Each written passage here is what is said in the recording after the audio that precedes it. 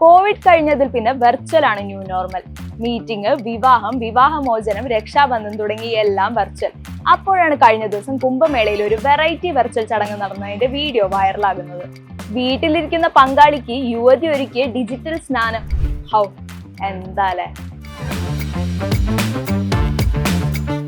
കുംഭമേളയ്ക്ക് എത്തിയ യുവതി പങ്കാളിയെ വീഡിയോ കോൾ ചെയ്തുകൊണ്ട് ത്രിവേണി സംഗമത്തിൽ ഇറങ്ങും.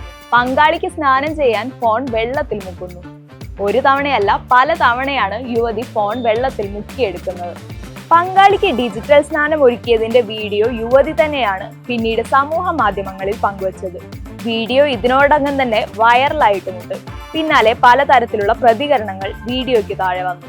വീഡിയോയ്ക്ക് താഴെ വന്ന ഒരു കമന്റ് ഇങ്ങനെയാണ്: അയാളോട് വേഗം ഡ്രസ്സ് മാറാനും തല ഉണക്കാനും പറയൂ, ഇല്ലെങ്കിൽ പനി പിടിക്കും.